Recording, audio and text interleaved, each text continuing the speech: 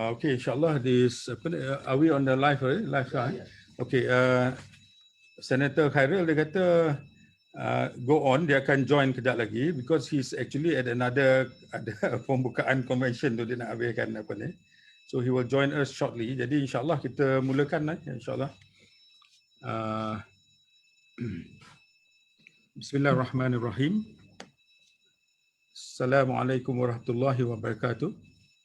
Salam sejahtera kepada ahli-ahli panel yang dihormati dan dikasihi, para penonton yang mengikuti perbincangan yang saya kira sangat perlu dan menarik pada pagi ini. Terima kasih kepada semua kerana meluangkan masa yang terbatas di pagi Sabtu ini untuk menghadiri majlis ilmu. Kami mengucapkan terima kasih tidak berbelah bagi kepada ahli-ahli panel, Senator Engineer Khairil Nizam, Ketua Pemuda PAS Kebangsaan. Dengan kehadiran beliau memberi impak yang tinggi kepada forum pada pagi ini. Juga kepada Dato' Ahmad Nizam Abdul Rahman, Fellow Institute of Corporate Directors Malaysia, kolumnis akhbar The Age, dan berbagai-bagai lagi jawatan beliau. Terima kasih kerana datang dan masih dalam kuarantin setelah pulang daripada United Arab Emirates 2 hari lepas. Lawyer Muhammad Khairil Anwar Ismail, Timbalan Presiden ABIM, terima kasih kerana meluangkan masa. Saya tahu hari Sabtu ni pun ramai yang sibuk dengan berbagai acara, dan tidak ketinggalan Datuk Dr. Doroy Sami, Deputy President Malaysian Corruption Watch, dan juga akan masuk kemudian ialah Tuan Haji Badli Shah, Timbalan Presiden Ikram.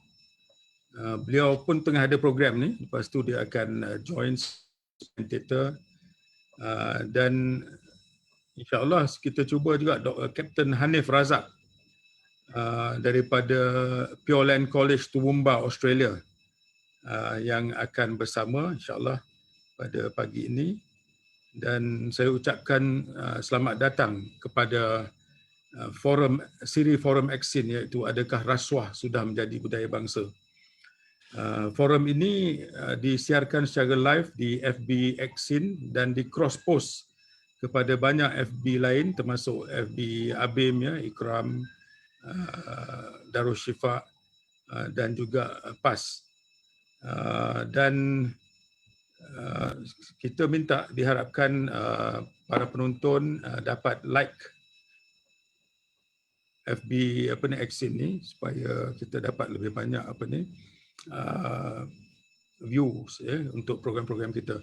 Dan program ini adalah juga usaha kami daripada NGO untuk menyokong usaha Rasuah Buster. Rasuah Buster yang dilaksanakan oleh Datuk Usamuddin Yaakob daripada Sinar Malaysia. Jadi kita menyokong Datuk usaha murni ini, dan kita akan bagi sokongan sepenuhnya kepada usaha yang dibuat oleh Tuan dan pihak Datuk dan pihak-pihak yang berkenaan. Dan Aksin juga menyeru seluruh rakyat Malaysia dan pelbagai lapisan masyarakat tanpa mengira kaum dan agama menyambut kesaan ini untuk menyelamatkan negara daripada amalan rasuah yang kini telah menjadi endemik sehingga boleh menjejaskan kestabilan dan kemakmuran negara. Pencapaian markah 51% pada Malaysia pada tahun 2020 dalam tinjauan Indeks Persepsi Rasuah Transparency International bagi sebuah negara Islam adalah sesuatu yang concern ataupun perlu diberi perhatian yang serius. Malaysia jatuh 6 tangga kepada nombor 57 daripada 180 buah negara. Kalau kita dapat 51% ni, kalau anak-anak 51% periksa ni, kita pulas telinga dia. Ya? Kita pulas telinga dia kerana 51% adalah mungkin tidak lulus. Ya. Bagaimanapun United Arab Emirates merupakan negara Islam yang tertinggi, iaitu pada tahap 21. Kita 57, dia 21. Begitu juga tuan-tuan dan puan-puan sekalian tentang kenyataan mantan Presiden Transparency International Malaysia, Datuk Akhbar Sata, yang menyifatkan gejala rasuah dan salah guna kuasa di kalangan pejabat awam sebagai endemik dan berleluasa. Seperti yang kita dah saya sebut dulu, kalau dulu-dulunya under the table, ya, lepas tu dia bergerak pada over the table, dan bila masuk kleptokrasi, kita dah jadi including the table. Makna rasuah dah bukan under the table lagi, dia including the table, ambil semua, sebab tidak ada sekatan yang bermakna. Begitu juga dengan Morgan Stanley. Kajian pada 1990 sehingga 2000, kehilangan setiap tahun kepada rasuah di Malaysia ialah anggaran ringgit Malaysia 20 bilion setahun, masa tu. Jadi kita boleh bayangkanlah, perkara ini adalah satu perkara yang agak serius, dan pada pagi ini kita bersyukur kita mempunyai ramai ataupun beberapa orang yang pakar dalam tajuk ini yang yang sedia maklum apa yang berlaku. Dan satu perkara yang saya nak bawa, yang diminta oleh seorang kawan juga, ialah apabila seorang ahli parlimen yang dikenali sebagai lawmaker, satu title yang begitu tinggi sekali, mereka di parlimen yang membuat undang-undang negara, begitu tinggi sekali. Dan ahli parlimen ni berdiri di tengah parlimen, di depan speaker, dan menyebut, kita semua tahu vaksin yang kita nak beli 3 bilion. Komisionnya dianggarkan 500 juta. Jadi macam mana dengan kita semua ni? Kenapa tak dapat bahagian ke? Dia tanya di tengah-tengah dewan, dilaporkan di seluruh media, dan selepas itu tidak ada apa-apa yang berlaku. Tidak ada SPRM bertanya, tidak ada tindakan oleh polis dan sebagainya. Kerana apa yang dikatakan, beberapa ayat ni yang dikatakan ni mempunyai satu konotasi yang begitu mendalam sekali tentang budaya rasuah dalam negara. Dia memberi gambaran bahawa kalau ada kontrak, ada projek, kena ada rasuah. Kena ada disebut dengan perkataan yang cantik-cantik, komisen, duit politik dan sebagainya. Jadi ini satu perkara yang saya rasa ni lah. Kalau ikutkan di Amerika, seorang kawan dia kata Amerika ni perkataan yang digunakan ialah greasing. Banyak sangat greasing. So mungkin kalau terlalu banyak grease, kereta pun tak boleh berjalan. Jadi ini satu perkara yang kita kena tengoklah.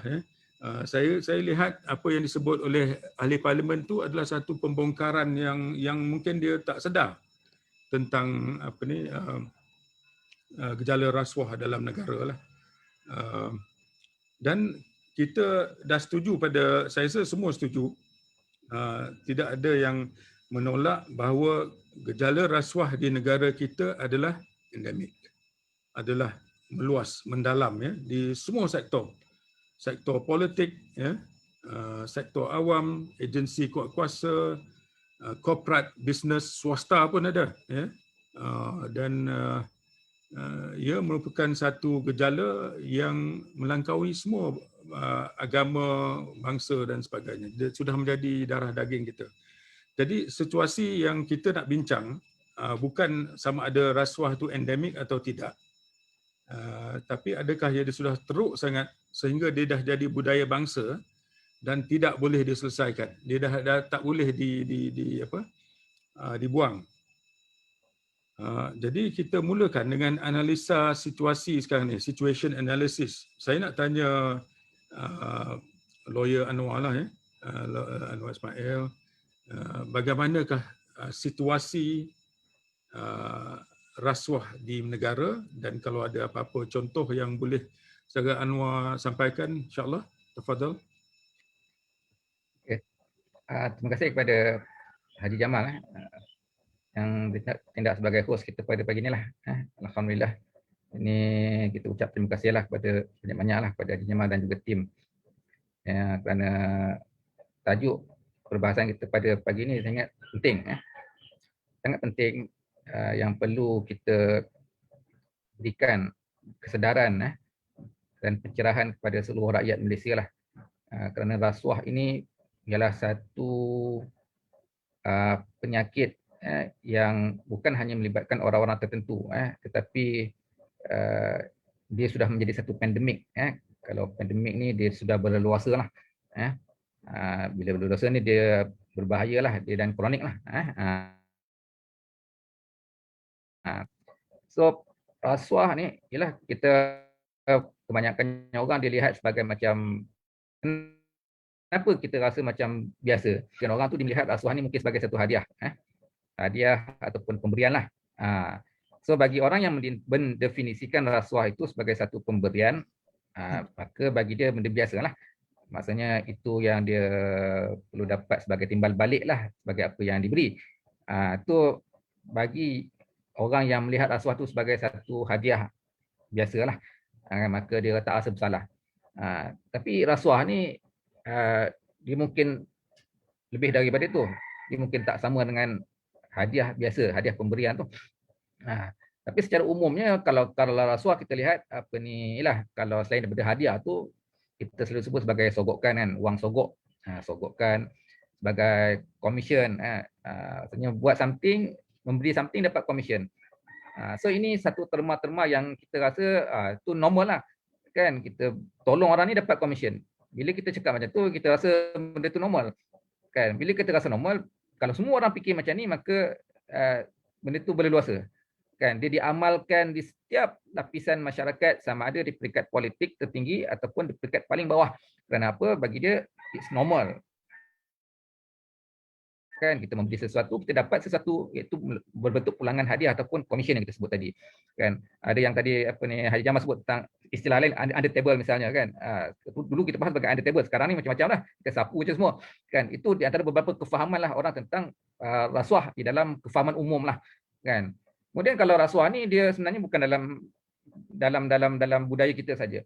Rupanya semua bangsa, semua tamadun ni dia ada bincang tentang rasuah. Sebab itu di dalam bahasa Arab, rasuah ni pun ada juga. Sebab tu dikatakan ar-rashwah ataupun ar-rishwah kan. Orang memberi rasuah sebut sebagai ar-rashi. Maksudnya dalam istilah Arab pun ada. Maksudnya benda ni disebut oleh Nabi SAW sebagai ar-rashi wal murtashi finnar. Maksudnya benda ni amalan lama. Maksudnya bukan benda baru berlaku hari ini, tapi dia menjadi satu amalan yang memang lama dan sudah menjadi satu tradition. Kan, sebab tu sebahagian orang merasakan bahawa benda tu normal dan dia tidak rasa bersalah, apatah lagi nak rasa berdosa. Ini satu. Kan, maksudnya bagaimana perception orang. So dalam istilah Arab ni ialah ar-rashi. Ar-rashi ni bukan bermaksud seperti mana dia macam pemberian hadiah biasa. Sebab tu ar-rashwah tu dengan hadiah ataupun hibah tu tak sama. Kan?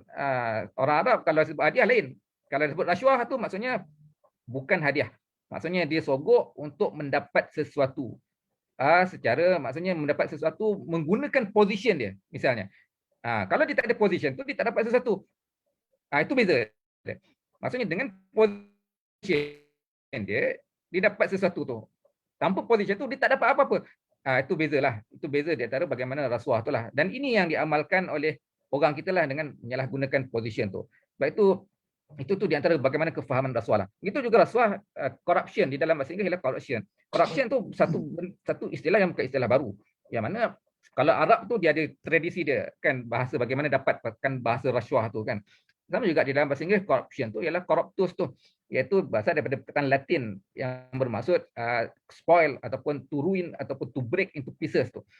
So maksudnya dia bukan seperti mana kefahaman kita memberikan hadiah seperti biasa untuk menghargai seorang kan. Ni menggunakan position dia. Sebab itu di dalam takrifan, kalau tadi Haji Jamal ada sebut tentang indeks persepsi rasuah kan, yang mana tahun 2020 dah keluar, yang mana kita lihat Malaysia ada position kita di dalam ranking yang ke 57 tak kata saya. Mata point dia 51 point lah. Tu maksudnya point yang atas pagar lah kalau kita punya exam tu. So di situ pun kenapa ada perception rasuah tu dan bagaimana dia memberikan takrifan rasuah itu. So di situ badan yang mengeluarkan ini ialah Transparency International. Pun dia ada takrifan dia, iaitu rasuah ni bukan hadiah biasa. Maksudnya takrifan itu ialah penyalahgunaan kuasa yang diamanahkan untuk keuntungan peribadi. Maksudnya still ada elemen dia menggunakan position dia. Itu yang kita nak repair kefahaman lah. Kalau nak repair kefahaman rakyat, maksudnya rasuah tu dia ada penyalahgunaan position untuk mendapat sesuatu. Dan orang yang memberi tu mungkin kadang-kadang tak ada position pun, tapi dia ada kepentingan lain untuk mendapat projek, untuk mendapat bisnes dan sebagainya. Maksudnya orang yang memberi tu biasanya dia ada, orang yang menerima tu biasanya dia ada position. Mungkin dia menawarkan ataupun dia ditawarkan. Itu bagaimana situasi orang-orang yang memberi rasuah, orang yang menerima rasuah tu. Sama ada dia menawarkan ataupun dia ditawarkan. Sebab apa? Position dia. Ini di antara bagaimana kefahaman rasuah itulah.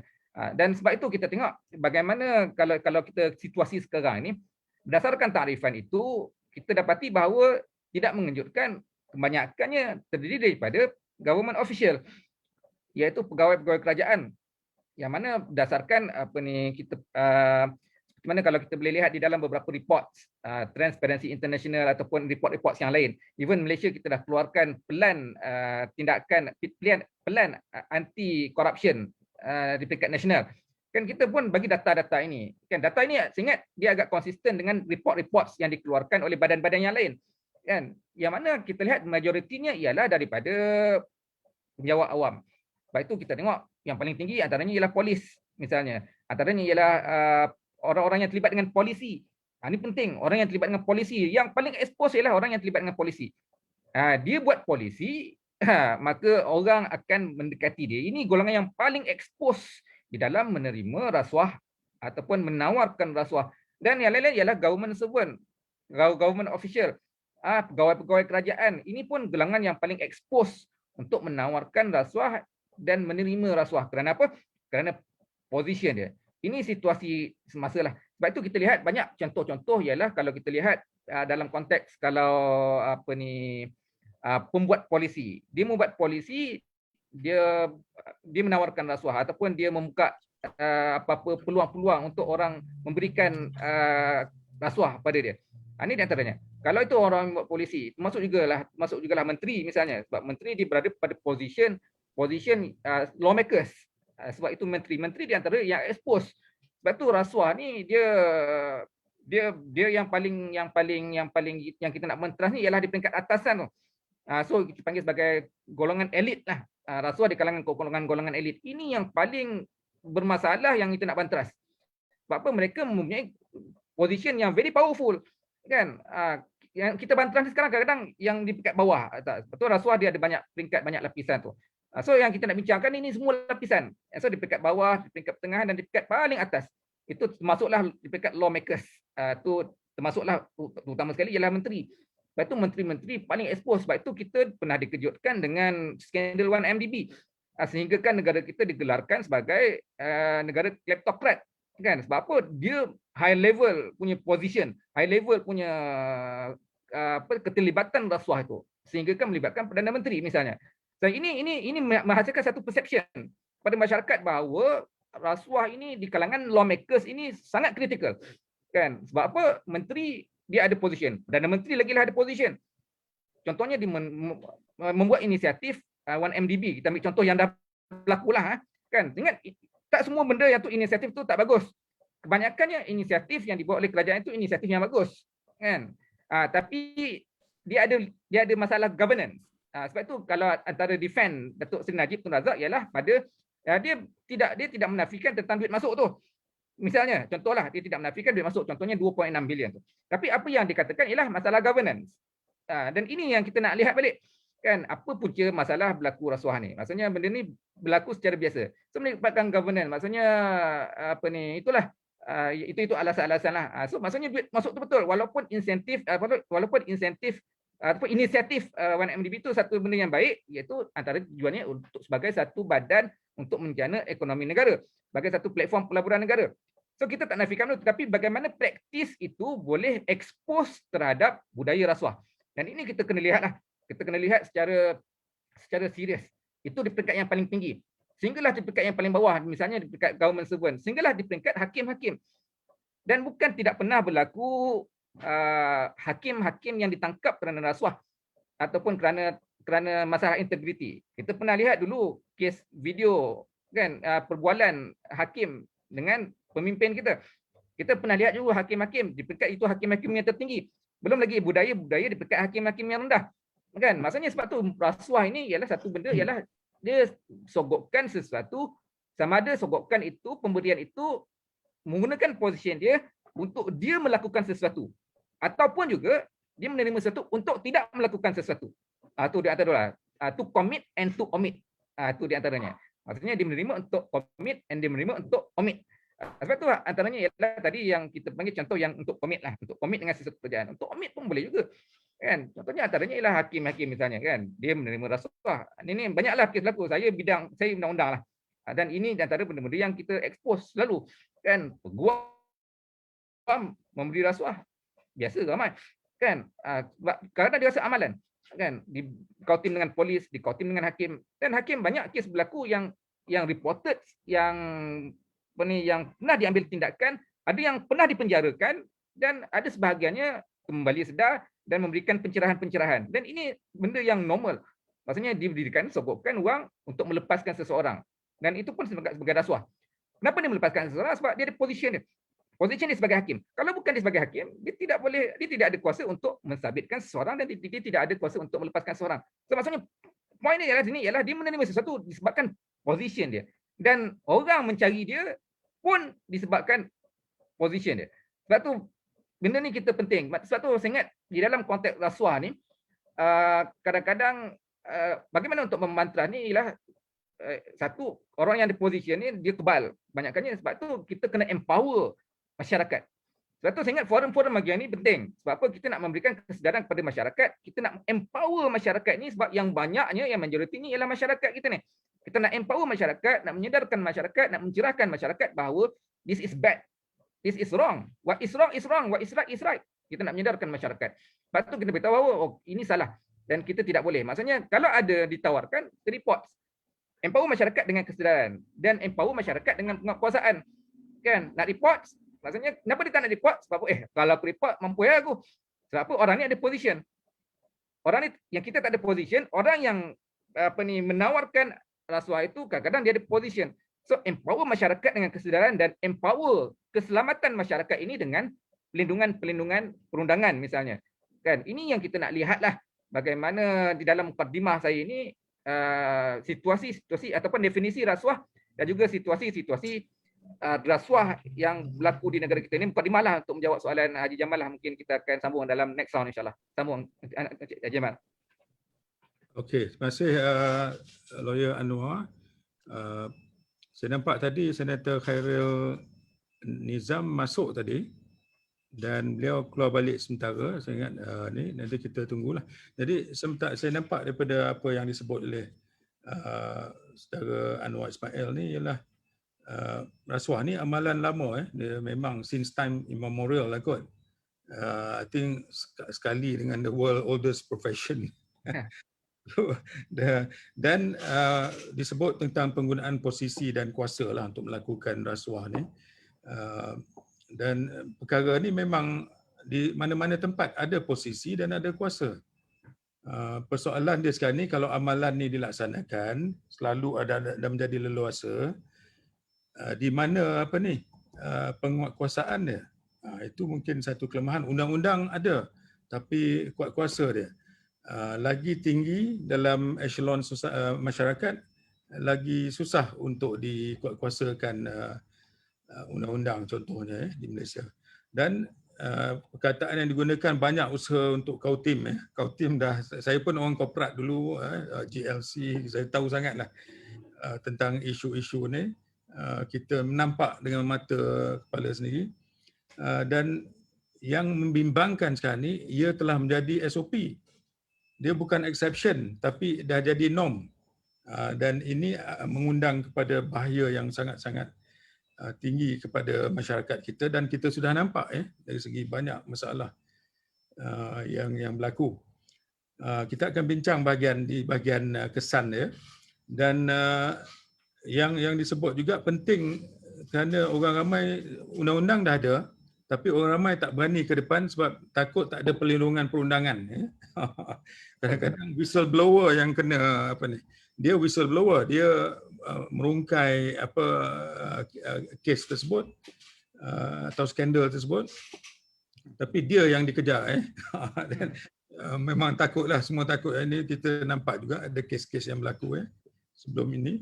Dan kita ke ni pula Datuk Nazim. Datuk Nazim, boleh Datuk bagi your angle of the situation analysis ni, analisa situasi sekarang ni, apakah yang menjadi concern kepada Datuk sendiri? Silakan Datuk. Terima kasih Saudara Jamal, Cik Khairul Anwar dan rakan-rakan panelis yang lain. Berakar satu budaya dalam konteks Malaysia, saya ambil perspektif yang sedikit berbeza. Saya rasa tidak. Bukan menjadi satu budaya lagi. Tetapi satu endemik, seperti mana yang Saudara Jamal sebutkan tadi, satu penyakit kanser, yes. Sebab kalau kita ubat, mungkin kita boleh sembuh, ataupun mungkin kita tidak boleh sembuh. Tapi masih boleh berubat. Sebabnya dia masih belum menjadi satu gaya hidup, way of life dalam konteks negara Malaysia. Sebab kalau kita buat perbandingan dengan negara lain, contoh, negara jiran kita suatu ketika dulu, sudah jadi satu persepsi. Umpamanya, kalau kita nak lalu counter immigration, kita kena hulur. Malah di setiap langkah yang menemukan kita dengan pegawai penguat kuasa, pihak berkuasa, ada satu persepsi di mana kita kena bagi duit untuk memudahkan urusan kita. Dan di peringkat ekonomi negara umpamanya, berbilion duit, wang, keuntungan milik syarikat, keuntungan peribadi dihantar dan disimpan di negara lain untuk elak cukai. Kerana apa ini berlaku? Kerana perkara itu sudah menjadi suatu way of life yang menyebabkan berlakunya breakdown of trust antara rakyat dengan kerajaan, antara rakyat dengan pihak berkuasa. Tidak ada lagi kepercayaan antara rakyat dengan pihak berkuasa. Dan ini akibat terburuk rasuah, kalau kita bercakap rasuah ini dalam konteks hidup bernegara. Apabila masyarakat hilang kepercayaan dan trust kepada kerajaan dan kekuasaan. Dan trust ini adalah elemen yang terpenting yang mengikat kerajaan dengan rakyat. Sejauh mana rakyat bersedia untuk patuh pada undang-undang dan kuasa negara, the authority of the state, sejauh mana rakyat bersedia untuk membayar cukai dengan rela, tergantung kepada sejauh mana rakyat percaya kepada kerajaan. Dan tanpa trust, negara akan jadi kacau bilau dan rakyat akan hilang hormat pada undang-undang. Dan ini yang berlaku di banyak negara dengan indeks rasuah yang tinggi. Dan di negara Malaysia mungkin ada banyak kes-kes yang berlaku di kalangan elit politik yang hidup tanpa kita tahu sumber kekayaan mereka. Tetapi rata-rata rakyat masih patuh dan percaya kepada penguatkuasaan. Dan ini yang membezakan rasuah ini sudah menjadi budaya ataupun sudah berakar dalam masyarakat ataupun tidak. Rata-rata kita masih lagi patuh kepada penguatkuasaan, kita masih lagi percaya kepada authority of the state. Cuma kita sebagai masyarakat ini, kita ada persepsi yang amat negatif kepada ahli politik. Maaf saya sebut, YB Senator belum masuk lagi. Tapi kita ada persepsi secara umum yang terlalu negatif kepada politik. Tetapi secara keseluruhan, masyarakat secara keseluruhan dalam hal melibatkan penguatkuasaan, dalam hal melibatkan kepatuhan kepada undang-undang, saya rasa kita masih okey. Dan rasuah belum menjadi norma hidup rakyat secara umum. Sebab itu saya rasa kita perlu bezakan rasuah di peringkat politik, rasuah di peringkat perkhidmatan awam, dan di peringkat perniagaan.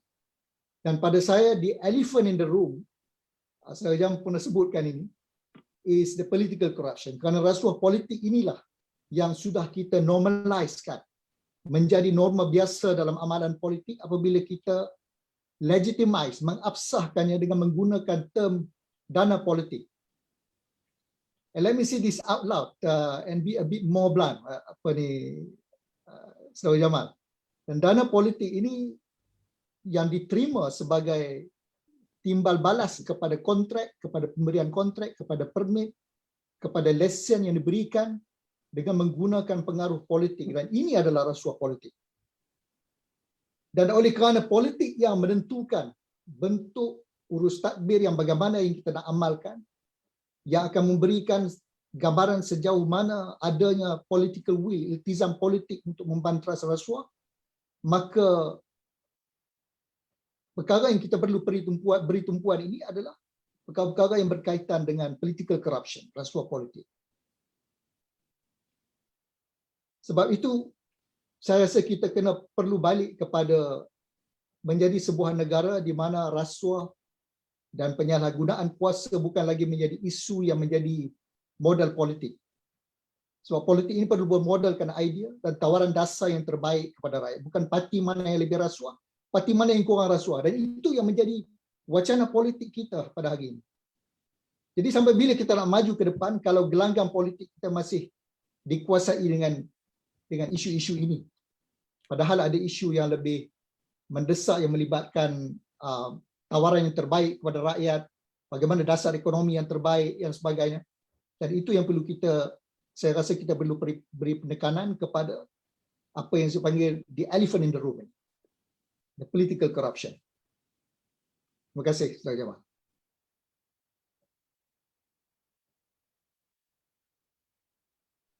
Terima kasih Datuk Nazim, very concise assessment kepada situasinya.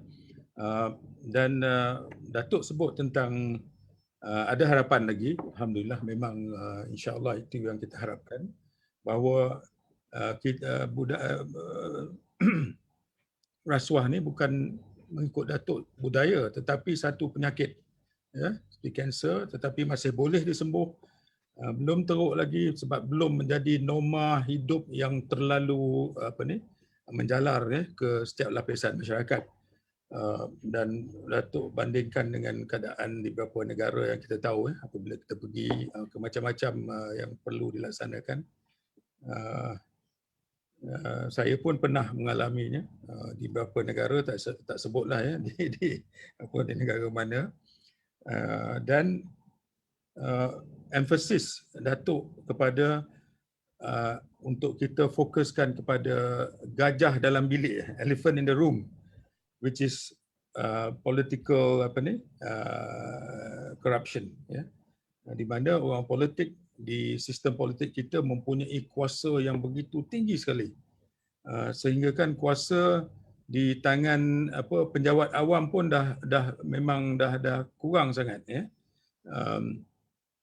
So apa yang kita perlu laksanakan?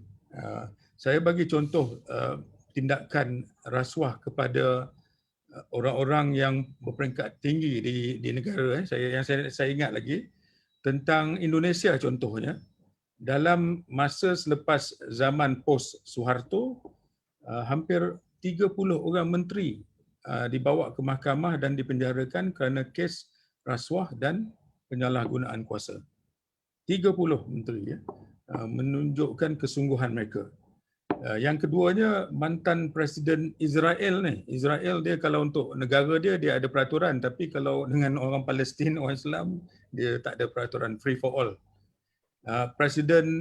Mantan presiden, dulu menteri, lepas tu presiden Ehud Olmert. Beliau dipenjarakan 27 bulan pada tahun 2014 kerana rasuah berjumlah 190,000 sahaja USD. Begitu juga dengan di Korea Selatan, anak Presiden Park Chung-hee, ya. Dia ni bapa pembangunan Korea Selatan, General Park Chung-hee. Anak dia menjadi presiden dan diturunkan daripada takhta presidensi dia lepas 4 tahun, iaitu Park Geun-hye. Dan oleh kerana penyalahgunaan kuasa dan rasuah, beliau dipenjarakan sebanyak 20 tahun. Jadi they walk the talk, ya. Mereka melaksanakan perkara ni. Dan kita mengucapkan terima kasih sangat kepada Senator Engineer Khairil Nizam, ya, Ketua Pemuda PAS Malaysia, Tuan Haji. Terima kasih datang dan menghadir untuk memberikan pendapat engineer sendirilah tentang isu ni. Kita dah sebut tentang the elephant in the room, Secara keseluruhannya macam mana Senator, YB Senator, kalau kita cuba analisa daripada sudut pandangan Senator sendirilah tentang situasi rasuah dan penyalahgunaan kuasa di dalam negara sepanjang 10-20 tahun ini. Dipersilakan. Bismillahirrahmanirrahim. Assalamualaikum warahmatullahi wabarakatuh dan salam sejahtera kepada semua. Alhamdulillahirabbil alamin wassalatu wassalamu ala asyrafil anbiya'i wal mursalin sayyidina Muhammad wa ala alihi washabihi ajmain. Amma ba'd. Terima kasih kepada Insinyur Muhammad Jamaluddin, Insinyur Jamal, kerana sudi menjemput saya dalam sembang bual kita pada pagi ini. Yang saya hormati lagi saya kasihi Saudara Muhammad Khairul Anwar Ismail dan juga rakan panelis Datuk Ahmad Nazim Rahman yang bersama-sama pada pagi ini. Pertamanya saya mohon maaf kerana agak kelewatan kerana pada pagi ini kami ada pertemuan ataupun mesyuarat bulanan PAS Pusat yang ada kita bincangkan tentang perkara-perkara yang berkait dengan parti, berkait dengan kerajaan dan sebagainya. Dan saya bila dijemput oleh IR Jamal berkenaan dengan rasuah ni, alhamdulillah dia mudah nak bercakap sebab kita tak pernah ambil rasuah. Saya yakin rakan-rakan panelis yang saya dengar tadi pun bersemangat. Saya tengok tadi Anwar dan juga Dr. Datuk Ahmad Nazim memang menunjukkan bahawasanya sekiranya negara kita ini dipimpin oleh individu yang tiada liability, maka dia akan menjadikan negara kita berada di atas landasan yang sebenar. Sebab itu, rakan-rakan sekalian, saya teringat pengalaman kami di peringkat bekerja di sektor swasta. Pengalaman saya sendiri dalam pengurusan bajet atau perolehan kan, procurement berkenaan dengan kontrak-kontrak oil and gas. Kita tahu kontrak-kontrak oil and gas ni bukannya ratusan ribu. Ada yang melibatkan ratusan juta, ada yang melibatkan billions yang duit rakyat. Dan saya sendiri ada pengalaman bila saya menjadi ketua kepada kontrak tersebut, saya dihadiri oleh individu-individu yang berkepentingan, ya, yang datang buat baik dengan kita, kemudiannya nak pinjam kunci kereta, biasa ya. Ini dipanggil rasuah ini, dia sampai ke akar umbi. Nah, nak pinjam kunci kereta ni sebab apa? Sebab nak tukar tayar kereta. Kan? Kita pun tak tahu, tak ada konsen kita pun. Kita ingat dia nak pergi kedai. Bila balik, tengok ada tayar baru. Ini yang ada pengalaman daripada kawan-kawan saya. Ada kawan-kawan saya juga yang pinjamkan kereta sampai bila buka dashboard ada duit. Jadi, ini yang saya katakan, hakikatnya rasuah itu telah berlaku ke akar umbi. Ya? Dan saya melihat walaupun perkara itu berlaku, namun di sana ada cahaya di hujung terowong. Yang di mana generasi muda seharusnya kita perlu perbetulkan mindset mereka dan juga behavior mereka tentang rasuah. Sebab ada di kalangan pemimpin-pemimpin yang tidak bertanggungjawab ini memberi satu message kepada rakyat dalam keadaan mereka ini sedang didakwa di mahkamah. Satu. Dan ada yang telah pun terbukti kesalahan mereka di mahkamah. Tapi mereka masih lagi dianggap sebagai individu-individu yang diangkat oleh rakyat. Dan ini merupakan satu kuduah dan false direction, satu very wrong direction yang kita berikan kepada anak muda. Kan, orang yang dah terbukti bersalah dalam mahkamah, kemudiannya boleh berada dalam keadaan sedemikian. Dia memang amat lari dengan prinsip code of ethics yang kita belajar sama ada di peringkat syarikat maupun di mana-mana peringkat yang kita berada. Saya teringat pengalaman saya mendapat sendiri daripada bekas pengarah SPRM, ya, apabila PAS kita diberikan kuasa pemerintahan, kami panggil bekas ketua pengarah SPRM untuk memberikan apakah definisi rasuah, yang termasuklah rasuah politik yang dikatakan sebentar tadi. It is a very thin line, IR Jamal, a very thin line between rasuah dengan hadiah. Kan, kadang-kadang kita pun tak tahu. Kalau kita ada anak kita kahwin, kan, lepas tu ada orang datang yang ada kepentingan bagi hadiah, apakah itu dikira sebagai rasuah? Contoh, perkara-perkara itu sebenarnya amat kritikal dan sebenarnya ia adalah sesuatu yang menjadi cerminan kepada masyarakat. Sebab itu pada saya, walau bagaimanapun serius yang dikatakan oleh ahli-ahli panelis sebentar tadi tentang elephant in the room dan sebagainya, saya melihat seperti mana saya katakan tadi, ada cahaya untuk kita selesaikan. Di antara yang saya nampak ialah penyelesaian dari sudut akarnya. Maknanya saya mencadangkan kalau boleh di peringkat ACCIN boleh bawa suara ini sebagai bentuk NGO ke atas. Saya cadangkan supaya subjek rasuah ini ya ditanam di dalam pendidikan Islam maupun pendidikan moral daripada bawah. Kan? Kita kena tanam daripada bawah ni supaya tidak ada penghormatan kepada mana-mana individu yang mengambil rasuah. Sebab kita tahu rasuah ini adalah penyakit barah kepada masyarakat. Ya. Kalau kita boleh didik daripada awal, kita minta NGO bersama dengan kita push Kementerian Pendidikan untuk kita perbetulkan perkara ini daripada bawah. Satu. Maknanya kita jadikan ia sebagai satu subjek teras, kita jadikan ia sebagai satu perkara yang pokok supaya anak-anak di bawah, generasi muda, bila lahir baru mereka ini mengetahui the do's and don'ts about rasuah. Itu satu. Yang keduanya, definitely kita kena kembali kepada agama. Ya, agama menceritakan tentang rasuah ini. Memang memberi rasuah, pemberi rasuah, segala yang melibatkan diri dengan rasuah ini berdosa daripada di sisi pandang sudut Islam. Sini yang saya ingin tegaskan kepada semua yang mendengar pada pagi ini. Asas kepada membentuk manusia adalah dari sudut pemahaman terhadap agama. Ini yang sebenarnya yang boleh menjadikan kita walaupun berdepan dengan ratusan juta worth of contract, tetapi kita tak ambil walaupun RM1. Sebab kita tahu di sana ada Allah menghantar rakib dan juga atid. Barangkali ada di antara kita yang mengatakan jawapan saya ni jawapan yang bersifat bukan praktikal, ya. Sebab kubur lain-lain kita katakan. Kita pun tak tahu. Dan perkara ini perkara iman, orang tak nampak, kan? Lainlah kalau ambil rasuah, Tuhan beritahu terus potong tangan, contohnya kan, tapi tidak berlaku.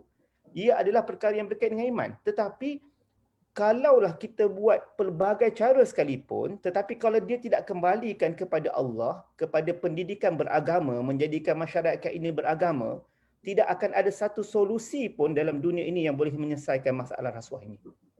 Lepas tu pada saya, kita semua mesti membawa generasi-generasi muda ini ke arah beragama. Ini solusi saya yang kedua. Maknanya kita mesti tekankan Islam mengharamkan rasuah dalam apa jua bentuk. Dan pemimpin-pemimpin di atas, ini cadangan saya yang ketiga.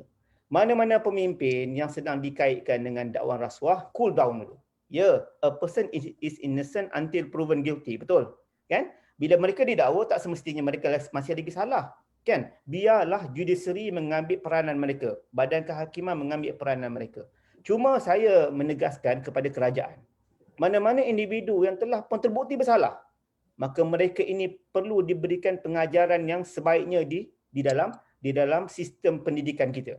Seingat saya di satu syarikat yang saya pernah ada pengalaman bekerja di dalamnya, mana-mana individu yang telah terbukti bersalah dalam kes mahkamah, ya, telah terbukti, saya katakan telah terbukti oleh pihak kehakiman, maka mereka dijadikan case study seperti yang Ayar Jamal cakap tadi kan, contoh di Israel dan sebagainya. Di Malaysia pun ramai. Tetapi mereka ini tidak didedahkan. Kenapa? Kita pun tak tahu.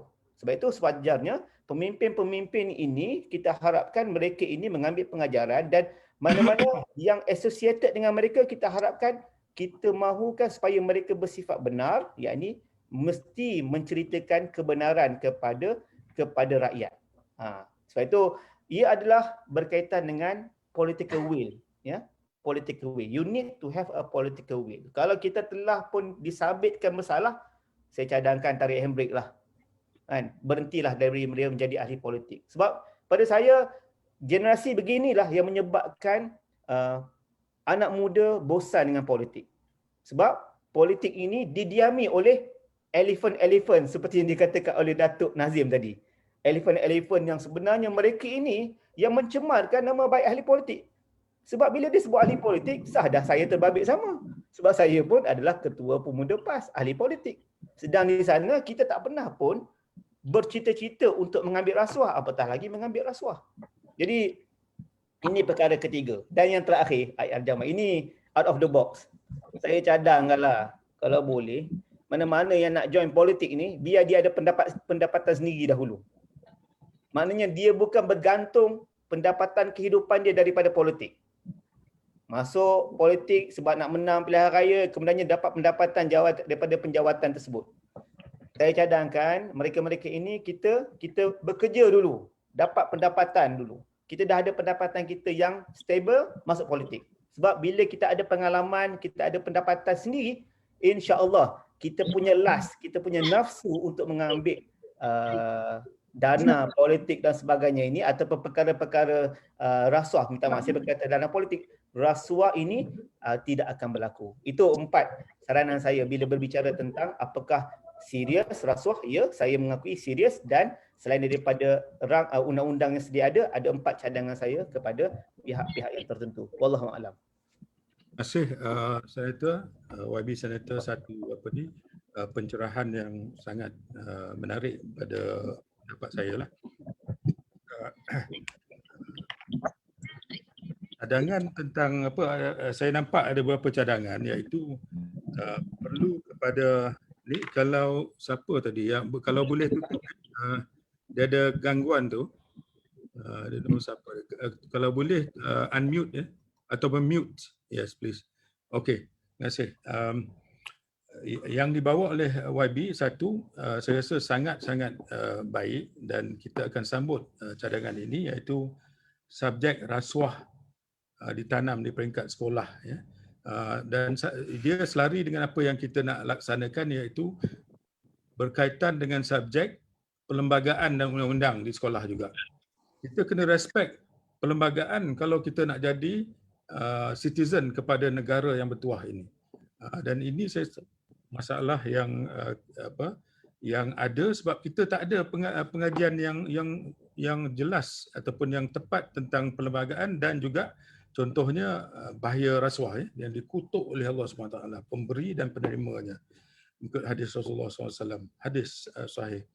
Dan yang keduanya, ini yang menjadi cabaran kita, yang macam kata YB, iaitu bagaimana kita nak jadikan orang takut pada Allah SWT, kepada Tuhan, ya. Ini yang masalahnya, kita lebih takut pada CCTV, lebih takut kepada SPRM ke, lebih takut kalau accountant takut pada paper trail. Paper trail, jangan ada cek, yang ada cek ni semua dalam masalah ni, yang tengah masalah. Yang tak ada cek lepas.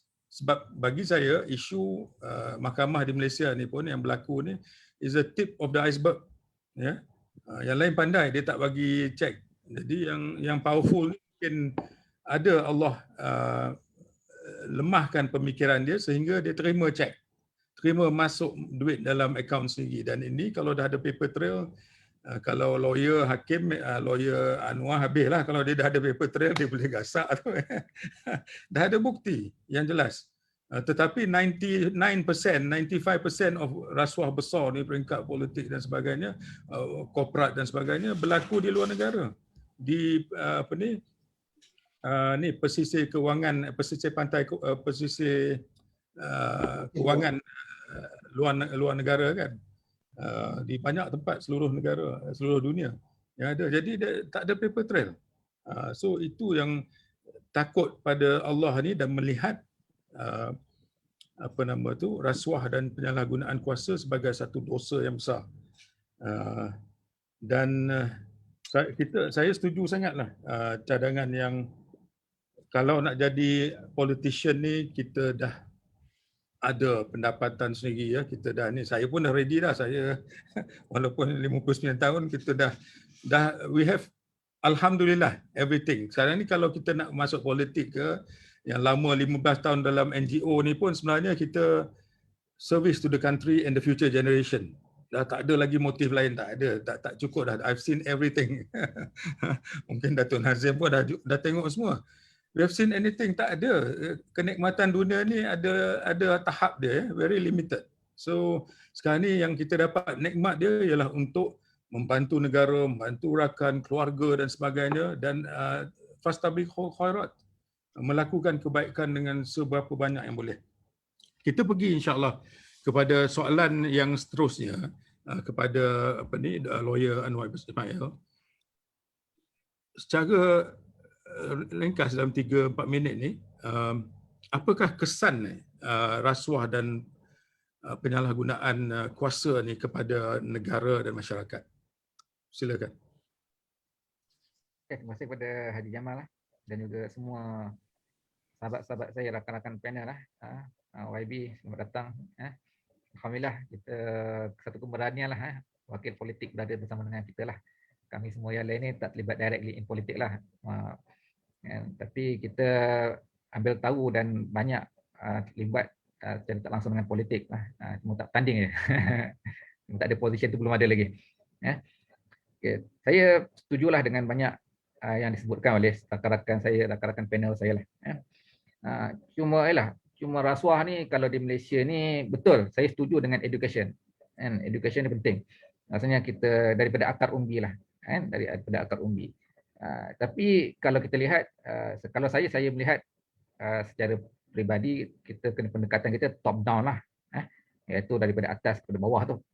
Kita boleh buat education dengan baik. Kan, anak-anak kita. So education ni pun kita perlu masa. Kita perlukan satu generasi misalnya untuk membaikkan seluruh negara. Maksudnya 40 tahun, 50 tahun lah, sebab daripada bawah lah kan. Anak-anak tu dia akan membesar, kan, dia akan ada anak pula, kan, anak dia pun mendapat pendidikan yang sama. So maksudnya diperlukan generation. Itu satu. Maksudnya pendekatan secara itu long term lah. Tapi kita perlukan juga top down, sebab itu kita ada beberapa pendekatan yang lain. Contohnya saya ingat kalau sudah jadi budaya, kalau ada education yang baik pun dia jadi tak jadi juga. Kan, contohnya dia melibatkan, sebab itu kita tengok dalam perception rasuah tu dia melibatkan government official. Kan, dia membarah maksudnya. Sebab apa? Banyakkannya projek-projek, menyebabkannya perkara-perkara tertentu banyak melalui link-link pada government official ni. Contohnya pejabat tanah dan sebagainya, ataupun policy makers dan sebagainya. So bila tak dimenung di peringkat atas tu, dia dah jadi biasa. Contohnya kita ambil contoh orang-orang pegawai tertentu kan. Orang-orang biasa ni kita memang tak memberi rasuah pun. Kan, kita dah latih dengan baik dah, kita dah educate dengan baik, kita tidak memberi rasuah. Kan. Sebab tu saya kata rasuah ni satu dorongan to commit something ataupun satu dorongan to omit something. Kan. So untuk commit something tu kadang-kadang kena bagi something. Kan, kalau ada peringkat atasan ni, kadang-kadang dia tahu ada position tu, maksudnya kita tak bantras dekat situ, dia jadi perkara biasa. Kadang-kadang orang-orang bawah marah sebab kerja tak jalan. Nak jalan kena bagi something. Itu pun masalah. Sebab tu saya ingat kena bantras untuk peringkat awal ni, maksudnya government, YB beruntung berada dalam government sekarang, maksudnya kita kena melihat pendekatan pembersihan di peringkat awal ni, di peringkat atasan. Kan? Sebab kalau peringkat atasan tu tak bersih, maksudnya bawah tu payah nak buat. Sebab apa? Akhirnya orang kata tengok ke atas berlaku. Kan? Tu maksudnya saya punya pendekatan top down, daripada atas ke bawah. Kan? Bawah senang, bawah kita boleh, kita percaya bahawa majoriti rakyat kita baik. Kita education kita boleh apply benda tu. Kan? Dengan rakyat kita, kebanyakan rakyat kita masih lagi beragama. Kan? Kita masih lagi religious lah, tak kiralah agama apa pun. Agama Islam, Kristian, Buddha, kita masih lagi religious. Sense terhadap agama tu kita masih tinggi lah. Kalau ini nak compare, kalau indeks ataupun statistik, keberagamaan rakyat Malaysia ni masih tinggi. Saya percaya bahawa benda tu mudah. Sebab apa? Kita ada sense terhadap agama tu. Tapi top down tu sebab apa? Nak bantras amalan. So mungkin saya mengambil pendekatan short term and long term lah. So long term tu education tu penting. Untuk short term ni ialah saya ingat top down tu penting. Maksudnya bantras di atas. Maksudnya daripada menteri sampailah kepada pegawai-pegawai PTD, sampailah kepada pegawai-pegawai kerajaan yang bawah tu, sampailah kepada official yang bawah tu, pegawai pejabat tanah dan sebagainya. Apa kalau tak bantras, maksudnya kesannya kerja tak jalan. Bila kerja tak jalan, ekonomi pun akan menjadi masalah dan banyak benda akan jadi efek. Itu saya ambil contoh. Sebab tu berlaku di banyak pejabat kerajaan misalnya. Kan, satu dah jadi budaya. Okey, kalau siapa yang bagi dulu, jalan kerja jalan dulu. Kan ini satu benda yang tak baik. Kan, sedangkan banyak lagi equality tu pada rakyat terbanyak. Kan, kalau dia memilih kepada yang memberi baru nak jalan kerja, dia akan memberikan kesan yang teruk kepada negara. Kesan dari segi governance dan kesan dari segi ekonomi, kesan dari segi pelbagai lagi lah. Sebab itu saya ingat pendekatan saya top down, maksudnya bantras yang atas. Sebab tu kita tengok negara-negara yang baik, perception rasuahnya ialah kat top tu, top down tu. Sebab tu kalau tengok data indeks tu, kenapa Switzerland tinggi, kenapa Finland tinggi? Sebab apa? Dia bantras di peringkat atasan daripada dia punya government official. Kan? Kenapa indeks teruk perception rasuah tu? Kerana apa? Official dia. Sebab tu macam YB ada sebut tentang di Indonesia tu kan. Kenapa Datuk Nazim pada sebut tadi? bagaimana perception very teruk sekali. Sebab apa kita masuk Indonesia aja kita dah tahu dah. Kita ada perception dah. Maksudnya nak lalu je nanti kena keluar duit, kena bayar. Perception. Maksudnya benda tu berlaku di peringkat top, di peringkat atasan, di peringkat official. So saya setuju dengan dua pendekatan lah. Maksudnya pendekatan education tu penting. Ya, saya setuju 100% dan saya mengambil pendekatan satu lagi ialah bantras peringkat atasan. So itu kita peringkat NGO tu kita tak ada power. Yang saya daripada Abi, Datuk Nazim ke Datuk Haji Jamal, kita terlibat dengan advocacy. Maksudnya kita push, kita beri kesedaran, kita advocate kan. Tu di peringkat kami NGO. Tapi yang terlibat macam YB di peringkat kerajaan, berada di dalam kerajaan itu sangat perlu diberikan perhatian yang sangat penting dan YB perlu suarakan without fear and favor kan, tak kira parti apa pun kan, dengan siapa pun kita bekerjasama. Maksudnya itu ialah concern yang paling penting untuk kita mengatakan bahawa this is bad kan. Government official kita mesti kita ubah, kita reform, institusi pun kita kena reform supaya apabila di atas tu kita telah reform, maka saya yakin dengan seyakin-yakinnya bahawa dengan kekuatan kita yang ada di peringkat bawahan ini, education kita yang baik dan sense pada agama itu dengan sangat baik, kita akan reform seluruh negara. Kita nak reform the whole country. Kita tak nak reform rakyat bawah saja. Kita nak reform the whole country. Sebab apa rantaian ni rantaian yang ganas rasuah ni bagi saya. Kan, dia bukan hanya orang-orang bawah saja. Rantaian dia sangat ganas. Kan? Dia melibatkan banyak kesan ekonomi, kesan dan sebagainya lah. Sebab itu pandangan saya. Kan, sebab itu saya pendekatan itulah. Kan, sebab itu kita kalau saya dalam ABIM pun sebagai NGO, kita advocate dua-dua. Kita top down, kita turun dua-dua. Kita kritik atasan, kita bantu bawah, kita educate orang bawah dan sebagainya. Dan kita melihat itulah, kita melihat pada kesan tu yang ganas, yang berpunca daripada amalan rasuah di peringkat tertinggi lah, di peringkat politik dan sebagainya. Sebab itu kita banyak concern kalau kita tanya perception rakyat akan sebut tentang rasuah politik. Kalau tentang pemberian dana, orang sebutkan dana politik. Orang tak sebut dana-dana yang kecil-kecil ni. Orang tak sebut pun tentang bagi duit dekat pegawai tanah, pentadbir tanah. Tak, orang tak sebut tu. Walaupun itu berleluasa berlaku. Kan? Benda tu berleluasa. Maksudnya kena bayar dekat DO, ADO lah apa semua. Tapi benda tu, ya. Tapi orang akan sebut ialah dana politik yang besar, corruption yang besar, tender government. Macam Haji Jamal sebut dekat awal tadi tentang vaksin. Bagaimana ada perception orang terhadap tender vaksin tersebut. Maksudnya ini perception yang bermain di peringkat rakyat bawahan terhadap amalan-amalan rasuah di peringkat atasan. Sebab itu saya beranggapan bahawa dan saya berpandangan bahawa di peringkat atasan ini perlu dibanteras dengan sangat serius supaya kita boleh yang lain-lain NGO dan juga orang lain boleh memberikan kesedaran dan juga advokasi di peringkat bawahan, di peringkat rakyat keseluruhannya. Itu bagi pandangan saya lah. Dan sangat memenangkan pada kesannya yang sangat ganas lah. Sangat itulah saya kembalikan balik pada Haji Jamal. Terima kasih. Saudara Anwar, I think it makes menarik sangat putaran ganas, the vicious cycle tu yang ganas memang nampaklah, kita yang ada pengalaman tu memang nampak dan kita cuba sedaya upaya untuk kita melaksanakan. Saudara Anwar sebut pendidikan penting, tapi nak jaga yang top, the most influential elite ni, maupun politik maupun penjawat awam ataupun korporat yang boleh bersekongkol untuk melakukan rasuah besar-besaran. This is a serious matter lah. Saya pun nampak sendiri isu-isu ni, saya tak nak sebut detail pernah dalam GLC yang besar, kita nampak apa yang berlaku. Dan ada juga yang saya pernah nampak orang politik yang dapat duit rasuah dalam bagnya, dia tanya orang yang bagi tu, ni halal So bila orang tu kata halal, dia rasa dah okey lah. Duit yang dibagi rasuah tu dah kira halal. Dia ada akad dia, Masya Allah, the power of reasoning human beings, macam-macam yang dilaksanakan. Mungkin itulah isunya yang orang tak nampak rasuah ni sebagai sesuatu yang menjijikkan sebab digunakan istilah-istilah konsep-konsep yang lain, hadiah lah, commission lah, ada yang kata insurance untuk keluarga lah, dan dana politik untuk kebaikan rakyat.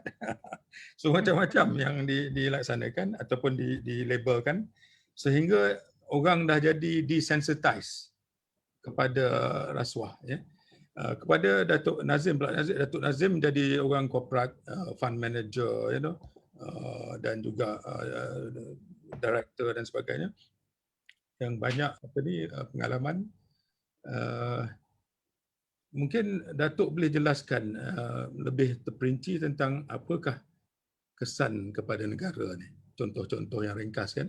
Mungkin orang ramai tak nampak. Dia kata adalah 1MDB hilang 40 bilion ini itu berpuluh-puluh bilion, tapi saya okey. Anak saya pergi sekolah, saya dapat gaji, ada pencen, tak ada masalah. Tak ada kesan kepada diri saya. Yang kita duk bising ni sebab kita nampak secara keseluruhan, the big picture kan. Kita nampak data, kita buat unjuran, what's going to happen 5-10 years from now. Hutang negara sekarang ni 1.3 trilion. 2003 hanya 290 bilion. Sekarang dah 1.3 trilion. Dunia menghadapi masalah kemunculan ekonomi. Apakah kesan dia? Kita tahulah, adalah tahu sikit-sikit tentang natijah dia, kesan dia yang akan berlaku. Tapi Datuk rasa macam mana, Datuk? What is your perception of kesan rasuah salah guna kuasa yang mega-mega ni kepada rakyat dan negara? Silakan. Sebelum saya sentuh tentang kesan, saya nak just nak sentuh sikit pasal faktor-faktor yang menyebabkan berlakunya ini. Sebab saya setuju dengan apa yang YB Senator sebutkan tadi tentang kepentingan pendidikan, kesedaran beragama dan sebagainya untuk menyedarkan kita tentang rasuah ini. Cuma saya nak mengambil perspektif yang dibawa oleh Saudara Khairil Anwar tadi, yang memerlukan pendekatan yang top down untuk kita membenteras rasuah. Iaitu saya nak sentuh tentang budaya yang dibentuk oleh dasar ekonomi, dasar sosioekonomi kita dan amalan kita. Yang menyebabkan benda ini dia menimbulkan satu budaya di dalam sektor ekonomi terutamanya yang mencambahkan lagi amalan rasuah di dalam terutama di kalangan elit politik. Yang pertama yang ini saya dah sentuh banyak kali dalam forum-forum yang saya terlibat sebelum ini, itu budaya rent seeking yang mengakar dalam amalan sosioekonomi kita, dalam dasar sosioekonomi kita, dalam amalan perolehan kontrak, lesen, permit dalam kerajaan. Sebab ini yang menjadi punca. Yes, pendidikan itu penting untuk jangka panjang, untuk satu generasi umpamanya. Tetapi yang perkara yang menjadi punca, yang menjadi dasar, yang menyebabkan bercambahnya rasuah politik terutamanya, ialah apa yang disumbangkan oleh dasar sosioekonomi. Yes, kita berbangga dengan dasar sosioekonomi yang telah mewujudkan ramai middle class, ramai kapitalis Melayu dan sebagainya. Tetapi ada the unintended consequences kepada dasar ini, dan ini yang telah berjalan untuk sekian lama, 20-30 tahun. Dan ini yang saya rasa di peringkat kerajaan YB Senator berada dalam terbaik untuk membuat perubahan dalam perkara ini. Budaya rent seeking. Apa yang kita maksudkan dengan budaya rent seeking?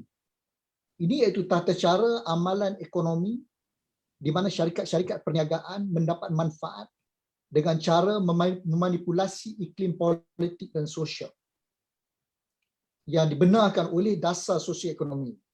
Dan akibat daripada ini ialah akses kepada politik, connection kepada pemain politik ini menjadi asas untuk berjaya dalam perniagaan, yang akhirnya akan melahirkan satu generasi yang percaya bahawa jalan ke arah kekayaan adalah hanya melalui jalan politik, melalui penglibatan dengan parti politik seperti mana YB Senator sebutkan tadi, melalui penguasaan ke atas orang-orang politik.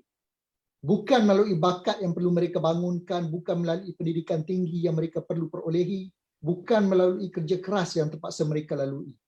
Sebab itu sistem rent seeking ini telah melahirkan budaya yang kita nampak hari ini, budaya yang berlumba-lumba untuk mendapat jawatan politik. Budaya di mana para peniaga berlumba untuk dekat dengan pemimpin politik, kerana itu satu je jalan untuk mereka mendapatkan kontrak, lesen dan permit yang menjadi asas ekonomi kita ini atau mengekalkan perniagaan mereka. It is a vicious cycle yang menyebabkan hanya mereka yang ada hubungan dengan politik, yang mampu untuk menyediakan dana politik, quote unquote, boleh mencipta kekayaan material dan bukannya semangat usahawanan yang kita nak bangunkan.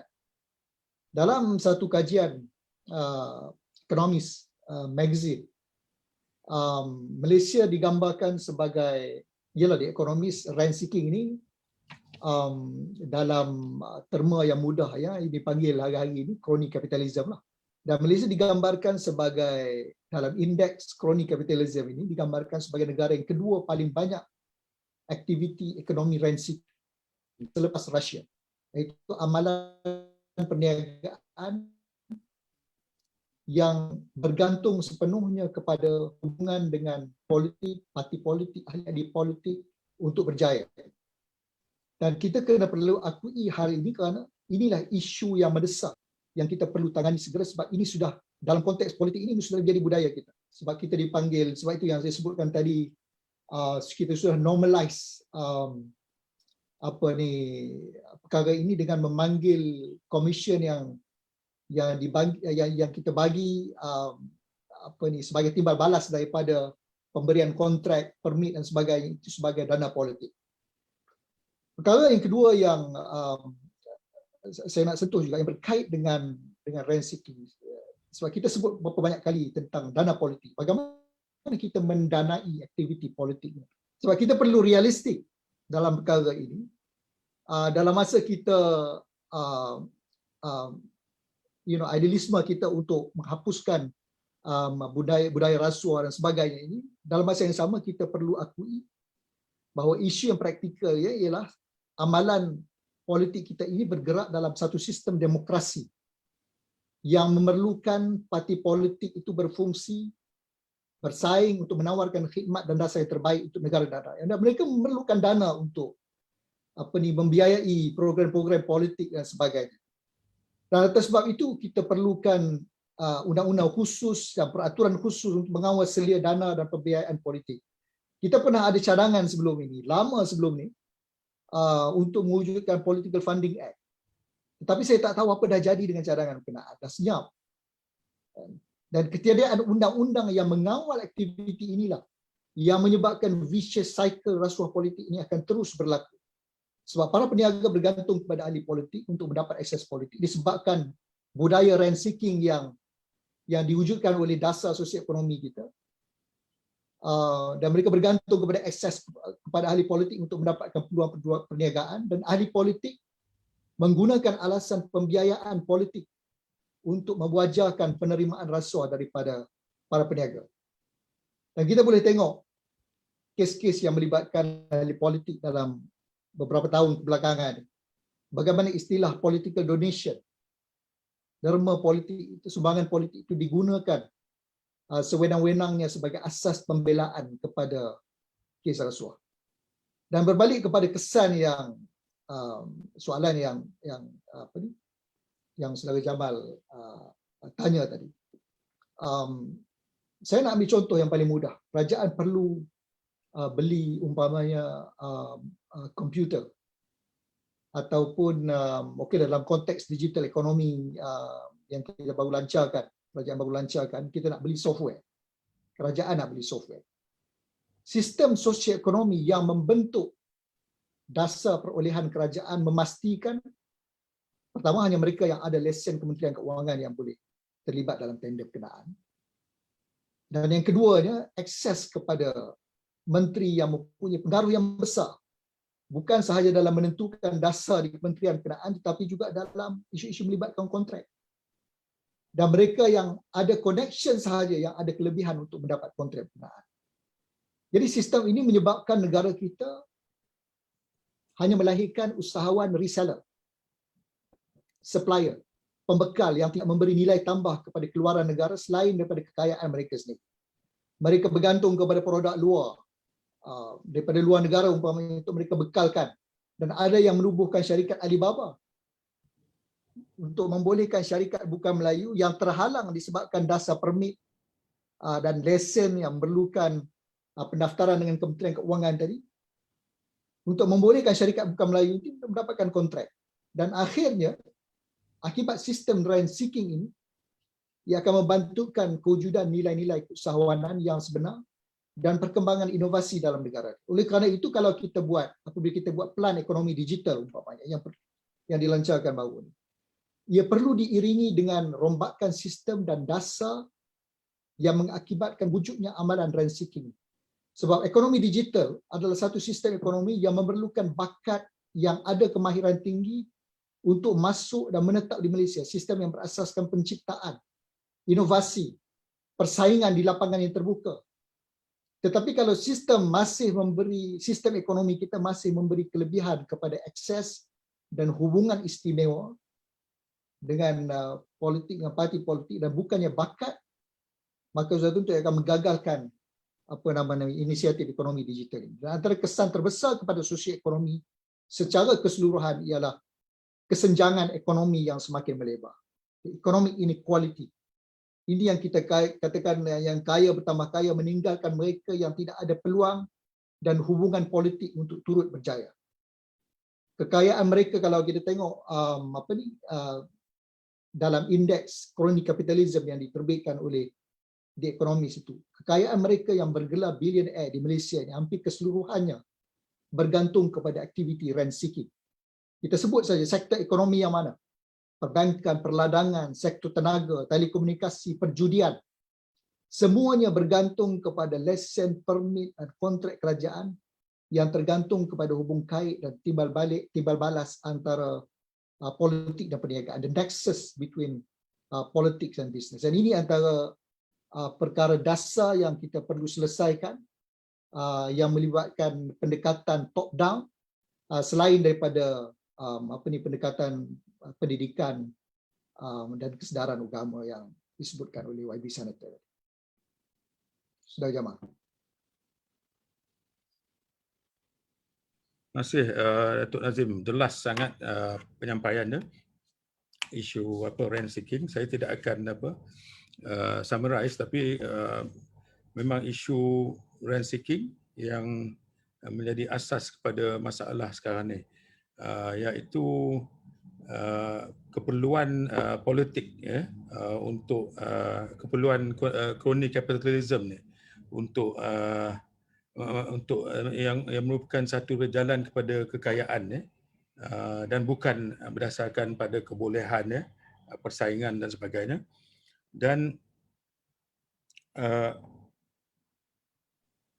political funding digunakan dengan sewenang-wenangnya dalam seluruh argument untuk kita justify rasuah dan penyalahgunaan kuasa, serta ada juga digunakan dalam dalam pembelaan mahkamah yang berlaku. So kita tak nak detail isu ni, tapi satu perkara yang kita tahu dan mungkin perkara itu okey untuk satu masa, tapi untuk masa depan ni dalam keadaan ekonomi dunia, negara rantau yang begitu mencabar sekali, resources pun dah kurang dan cabaran lebih tinggi, kita perlu menukar cara kita melaksanakan sosioekonomik kita dan cara kita menjana ekonomi dan sebagainya supaya ada keadilan kepada semua rakyat Malaysia. Saya nak mengucapkan selamat datang juga kepada Ustaz Imran daripada Setiausaha Agong Darul Shifa Malaysia, dan juga Tuan Haji Badli Shah, iaitu Timbalan Presiden Ikram Pertubuhan Ikram Malaysia. Beliau akan bercakap nanti insya-Allah. Secara ringkas juga Senator Khairil, kalau saya tengok dalam plan anti rasuah nasional tu, saya baca semalam pagi ni, beberapa episod pencegahan rasuah di Malaysia dilaksanakan. 2004, Plan Tindakan ataupun Plan Integriti Nasional, PIN, PIN. Jangan pula PIN ni merupakan PIN untuk ATM daripada khazanah negara yang berlaku.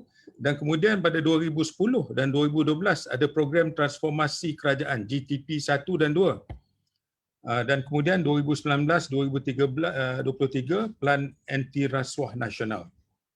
Persoalan dia sekarang ialah kita punya semua plan-plan ni, tapi plan akhirnya sampai kepada 2018 kleptokrasi yang terbesar di dunia.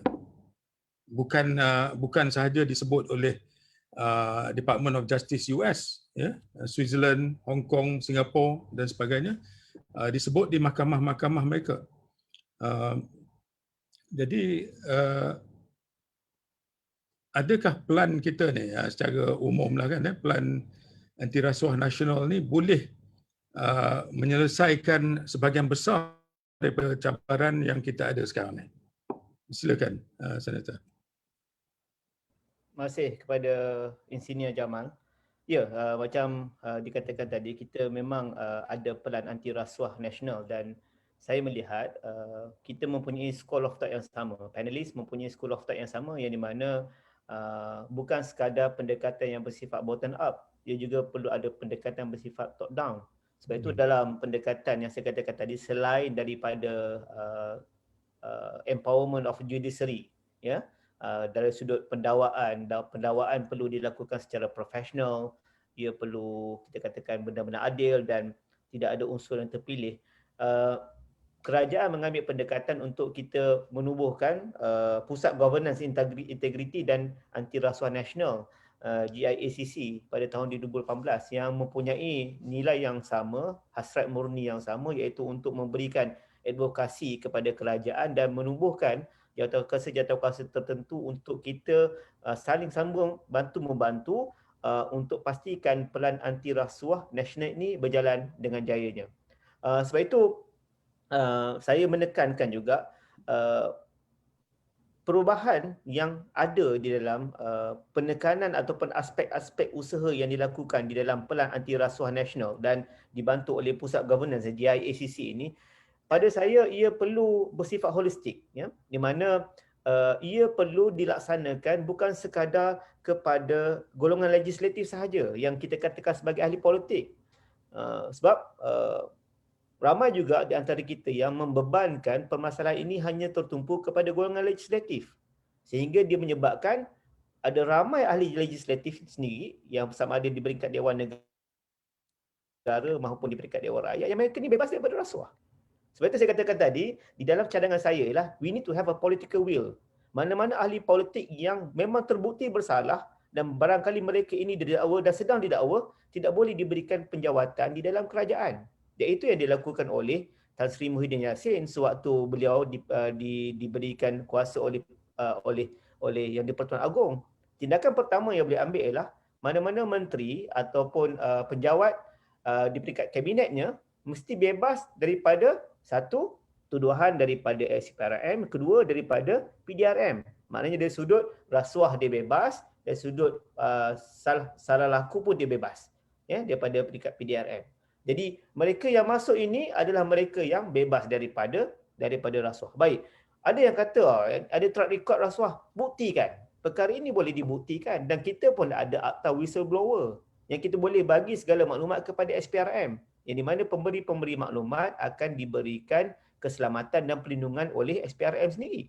Jadi perkara ini pada saya IR Jamal dari sudut instrumennya, dari sudut vehikelnya telah ada. Ya, vehikel telah ada. Tapi bagaimana kita sebagai golongan legislatif, satu, yang keduanya golongan eksekutif, ya, memainkan peranan. Yang tadi kita dimaklumkan dan statistik telah menunjukkan rata-rata kebanyakan dan high profile kes rasuah ini bukan sekadar pada golongan ahli politik ataupun golongan yang mengambil pendekatan rent seeking yang dikatakan oleh Datuk Nazim tadi. Juga golongan-golongan staf kerajaan yang mereka ini telah berakar umbi lama. Jadi dan bila nama berakar umbi, saya berpendapat kerajaan memerlukan masa. Dia bukan boleh sebarang punca satu hari kita boleh selesaikan semua kes mahkamah, kes rasuah. Itu umpama 1001 malam punya dongeng, kan? Dan macam saya kata tadi, awal dalam jawapan saya tadi, rasuah ini dia ada thin line, a very thin line. Yang saya yakin semua panelis bersetuju. Sebab itu timbul perkataan-perkataan seperti political donation, ya, untuk melepaskan ahli politik daripada tersangkut dengan kes rasuah.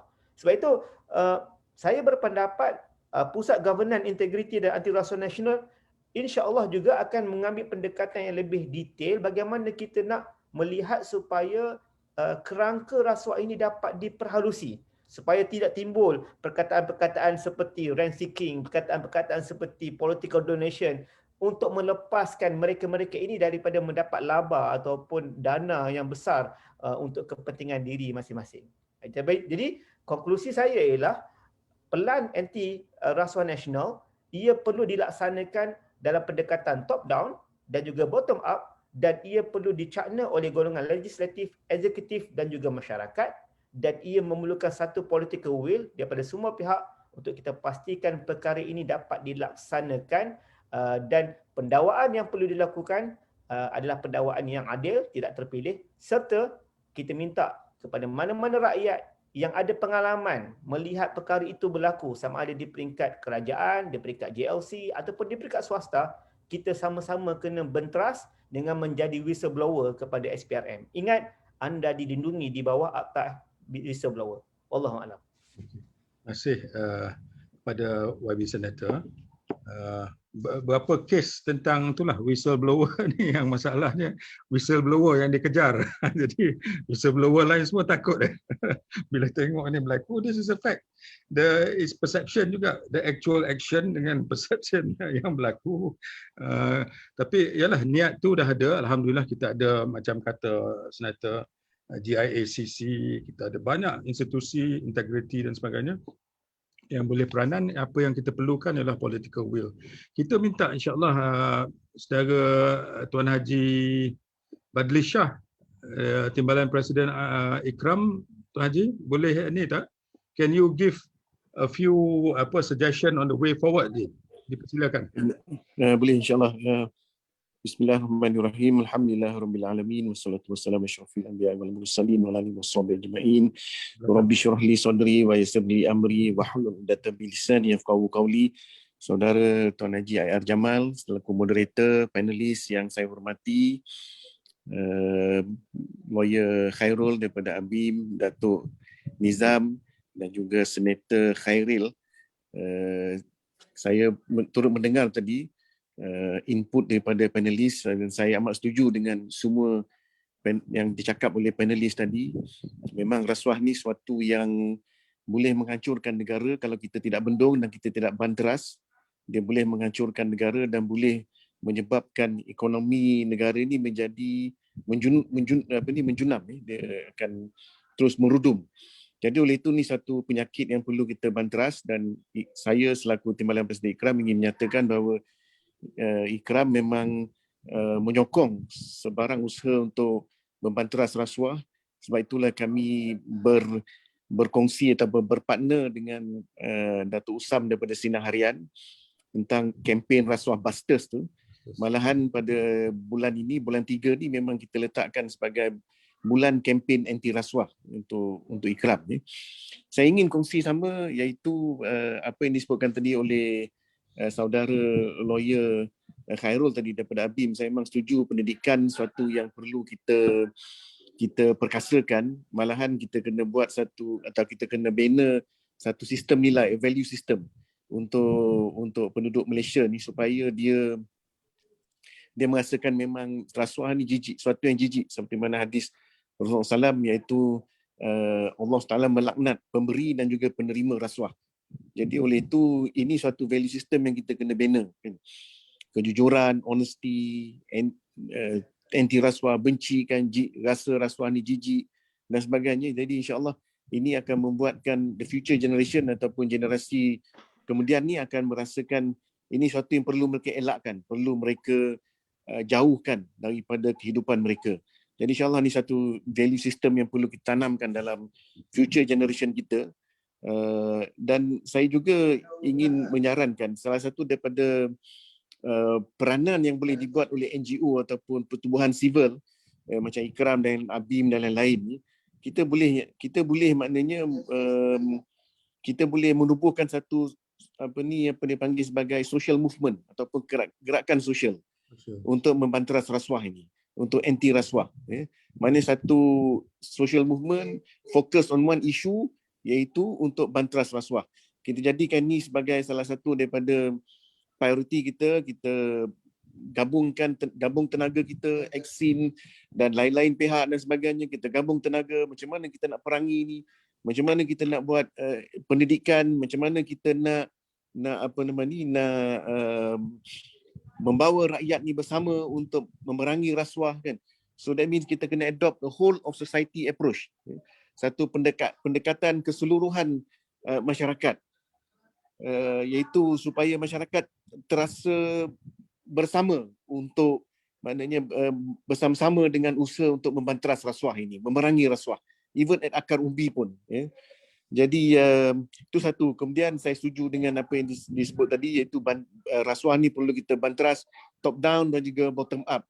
Plan dan NACP itu National Anti-Corruption Plan ataupun plan nasional anti rasuah ni perlu dilakukan. Alhamdulillah saya gembira tengok Senator Khairil menyatakan memang komitmen dia untuk memastikan plan ini akan berlaku, kerajaan akan melakukan plan ini dengan baik dan memastikan implementasinya berjalan dengan baik. Alhamdulillah tu satu komitmen yang cukup baik. Dan ini pun kita kena ambil satu pendekatan the whole government approach juga, pendekatan keseluruhan kerajaan kan. Maknanya bukan sahaja pusat integriti saja yang bercakap tentang perkara anti rasuah ni, tapi keseluruhan kerajaan, semua ministeri, semua minister, semua top civil servant dan sebagainya bercakap tentang perkara ni. Jadi insya-Allah ini kita harapkan akan dapat memberikan satu tekanan ataupun satu pendedahan, awareness, kesedaran tentang kepentingan untuk membanteras rasuah ini. Jadi insya-Allah saya yakin kalau kita boleh ada kempen seperti ini, banteras rasuah, kita dapat membina satu generasi yang bencikan rasuah, yang jijikkan rasuah apa semua ni. Jadi insya-Allah kita yakin Malaysia ni boleh bangun dari segi ekonominya dan juga maju dari segi ekonominya dan maju dari segi pendekatan masyarakat ni terbina, terdidik dengan value nilai-nilai yang murni ni. InsyaAllah dia akan membawa Malaysia ke tahap yang lebih maju lagi. Jadi itulah IR Jamal. Saya serah kembali pada IR Jamal. InsyaAllah kita sama-sama. Akhirnya saya nak conclude, kita sama-sama dalam usaha ni dan kita kena berganding bahu dan bergabung tenaga insyaAllah untuk kita perangi rasuah ni. InsyaAllah. Terima kasih Tuan Haji Badli Shah, Timbalan Presiden Ikram. Secara ringkas, kita pergi juga pada Datuk Dr. GP Doraisamy. Datuk, boleh dalam 1-2 minit untuk menyebut beberapa perkara tentang the way forward dan dalam Malaysian Corruption Watch apa yang dilihat insyaAllah dan apa yang dilaksanakan dalam masa yang singkat ni insyaAllah. Kita ada beberapa minit je lagi. Dipersilakan Datuk. Ya, salam sejahtera dan selamat hari ke semua panelis dan para penonton. Terima kasih Engineer Tuan Haji Jamal kerana memberi satu peluang kepada saya untuk memberi sepatah dua dalam perkara ataupun dalam Zoom meeting ini. Memang saya tertarik dengan panelis-panelis iaitu yang berbahagia Lawyer Anwar Ismail, yang berbahagia Datuk Nazim dan juga yang berhormat Senator Haji Khairil yang menyentuh secara terpinci dan mendalam tentang rasuah. Topik yang pada pagi ini iaitu rasuah sudah menjadi budaya bangsa. Bagi saya budaya bangsa Malaysia memang suci lagi, memang bersatu lagi. Tapi ini bagi saya rasuah sudah menjadi budaya politik, bukan bangsa. Kita jangan salahkan bangsa. We are still united. We are still in the right frame of mind, and we are still respected in the world. Malaysia an ethnic, multicultural society. Yeah, we have. But the problem is today, I nak sentuh 3 perkara. A short one, engineer Sejama, short one. Ya, tadi ada panelis menyebut political position or political struggle. Ya, memang masalah sekarang ni wujud because of political position. Because of political position. So what we need is, the irony is, we need the political will. If you want to eradicate ataupun membantras rasuah ni, we need that political will. But it comes from the political position. It comes from the political people. So this is the question now. How are we going to change the mindset of politicians? Because they are the powerful people. They are the people who make the laws. So to me, that's what we say, power corrupts. Absolute power corrupts absolutely. So we have to have some mechanism, as some of the panelists have already suggested, that we need good politicians. We need politicians of integrity. We need politicians with good religious background. We need politicians with good track record. In other words, tiada rekod jenayah ataupun tiada rekod di MACC, di SPRM, the background. That is what is needed now. Yeah, today we see all kinds of politicians, macam-macam, sedang terjun dalam arena politik ini. So we have to check on this. Now, as what yang berhormat Senator Khairil said, the rule of law, the separation of powers is very important. So you see, the legislative, the parliament, controlled by politicians. Today, we know, everybody knows what is happening in the parliament. The politicians are ruling it. And who are these politicians? Look at their background. And they are not united every day. Yes? Setiap hari kita dengar macam-macam cerita politik. If I open my WhatsApp, it is politics, it is race, it is religion. These are the 3 things that is controlling the Malaysian population. So we have to change this perception. No, we have to build the economy of the country, but not we are talking about race, religion, and politics. Because why? Because parliament is not, the legislative is not stable. So we have to make that stable, because why? Political power, political will is needed in this. Likewise, the administration, the government, or what you call it, the executive. Yeah. Today is the termites have gone from top to down. The whole house has been infected by termites, I would say. So what do you say? You said that the elephant is in the room. Yeah. The elephant is in every room. It has gone into every room. We don't know, it is working quietly. Yeah. We were a very beautiful country 30 years ago. I had some Koreans in my house in the early 90s. They said, Mr. Doraisamy, you have a beautiful country. Malaysia is a beautiful, good country, very united. That was 30 years ago. But now, I don't need to say, we have to change that perception. That is, the whole government, right from top to down, have to change the mindset. We have to change. We have to work for the next 30 years from now. It is not a one-day process. It is going to take 20, 30 years, or even 50 years from now, if you want to build the future of Malaysia back to what we were in the 70s, in the 60s, or even in the 80s. We were such a beautiful country. And of course, judiciary. We don't have to talk about judiciary. Politics in the judiciary. I came from the legal framework. I know. Today, politics has gone into the judiciary as well. So, where is the separation of powers? The legislative, the politicians have gone into the executive, they have gone into the judiciary, they are in everywhere.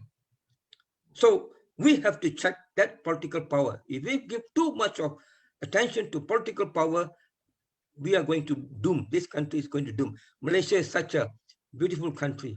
and everybody still respects our culture, our multi-ethnic country, multiracial country. We are well respected among the world, among the countries. In everywhere I go, we are respected. Because of why? Because we have that unity. But what needed is the political will, the political struggle we have to look into. And of course, number 3, implementation of the laws. We have so many laws, banyak perundangan. But manakah implementasi of perundangan itu?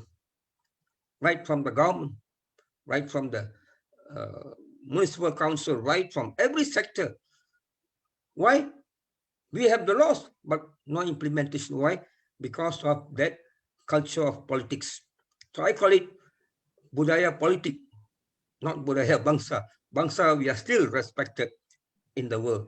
As engineer Tuan Haji Jamal knows, we are respected in many countries, but the perception is now in the political situation.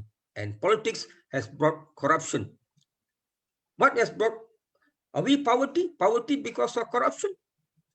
Yes, it is poverty because of corruption, not corruption because of poverty. We are such a beautiful country, but today, where are we? What is our debt in the world? So much of debt. Why? Because of corruption. So this is my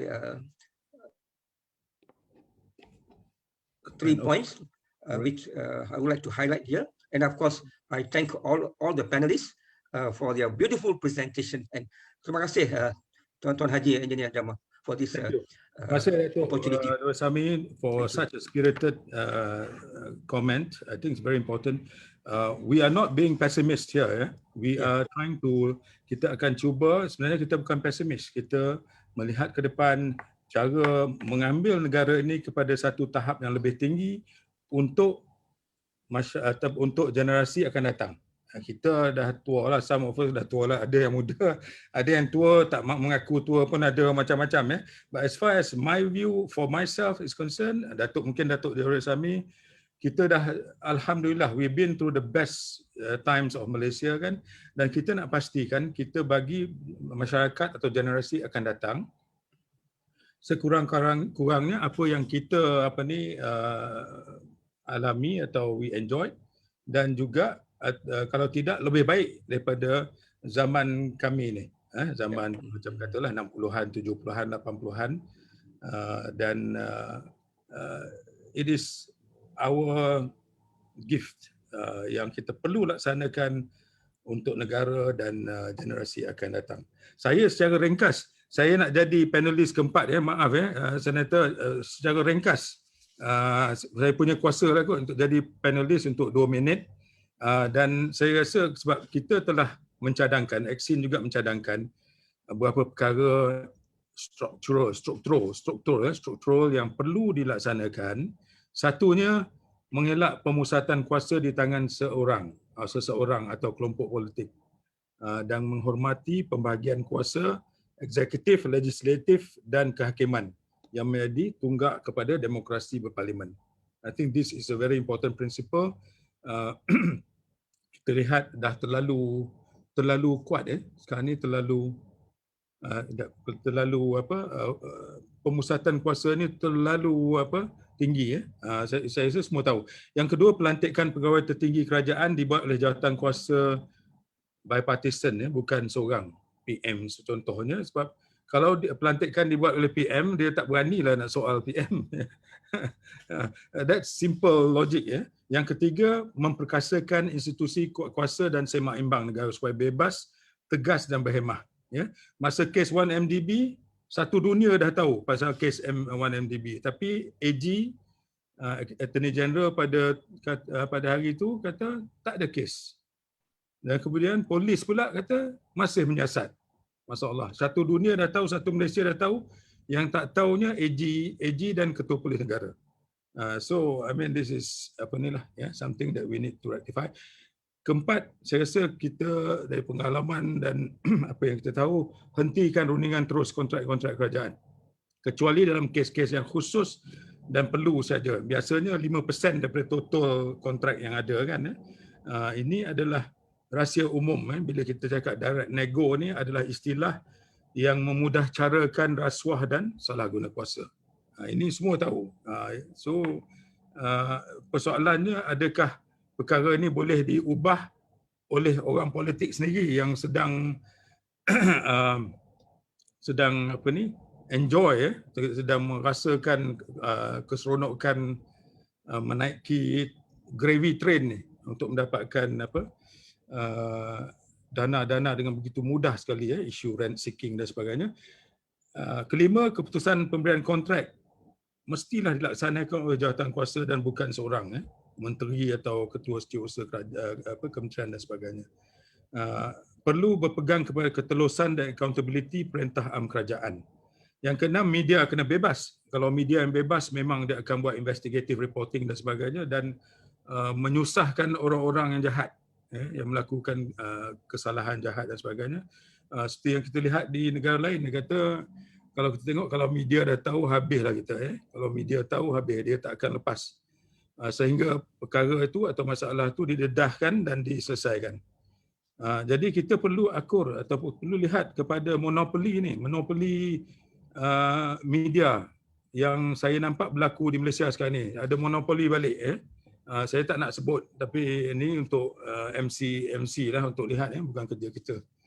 Yang ketujuh, kempen beratnya dosa rasuah dan salah guna kuasa ni yang dilaksanakan oleh Rasuah Busters juga. Kita sokong, Allah SWT melaknat pemberi dan penerima rasuah dalam semua bentuk. Yang seperti saya kata, kita lebih takut pada CCTV. Apakah masalah dengan pendidikan sekarang ni? Zaman kita dulu, kelas agama pun susah. Jawi pun kita tak belajar. Tapi budak-budak sekarang ni hebat dengan sekolah agama, dengan kelas tambahan agama, dengan ustaz yang PhD dan sebagainya. Tapi apa yang berlaku? Saya tak berapa nak tahu bagaimana kita boleh ubah ni, anak-anak yang dapat didikan agama yang baik, dia takut dengan rasuah, takut buat dosa, selalu melaksanakan solat dan sebagainya. Tapi perkara ni tidak berlaku. Jadi kita kena tengok. Dan akhir sekali ialah pengumbalan Undang-Undang Unexplained Wealth Act yang kita sebut. Kerana rasuah tak mudah dibuktikan, berlaku di seluruh dunia, jumpa di Paris, di London, di Hong Kong, di Cayman Island dan sebagainya, Perth, Singapura dan sebagainya. Duit dia susah untuk pihak berkuasa untuk membuktikan. Jadi kalau ada seorang ahli politik dan pejabat awam atau ahli perniagaan terlampau kaya, menjadi tanggungjawab dia untuk membuktikan punca kekayaan dia. Kalau tidak, harta itu boleh dirampas kerajaan. Dan akta ini sudah pun berkuat kuasa di Britain contohnya, sudah hampir 4-5 tahun yang lalu. Jadi kita haraplah insya-Allah perkara ini yang Political Funding Act sudah pun disebutkan oleh Datuk Nazim tadi, yang sangat-sangat perlu untuk menyelesaikan isu-isu ini. Jadi secara ringkas untuk seminit boleh kita bagi panelis untuk kata conclusion pada petang ni. Mungkin kita mulakan dengan Senator Khairil. Seminit, Senator. Tak ada. Mungkin Datuk Nazim dulu, Datuk.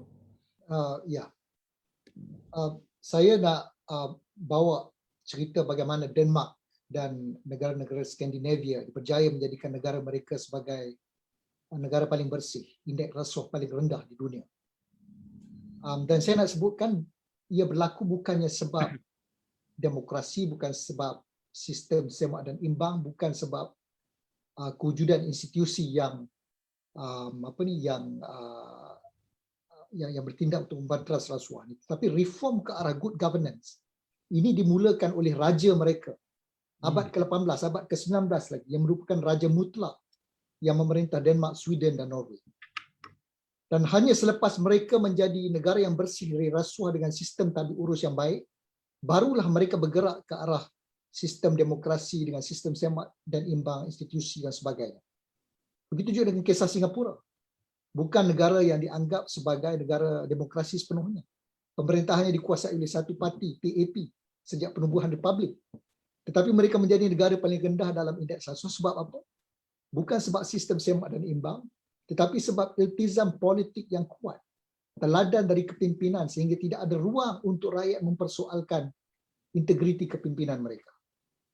Bukan saya menidakkan keperluan untuk memperkukuhkan institusi dan sistem dan sebagainya, tetapi kalau dasar ekonomi dan politik yang membentuk budaya kita dan iltizam dari kepimpinan yang tidak menjurus ke arah nak membantras rasuah, saya tidak yakin kita akan berjaya.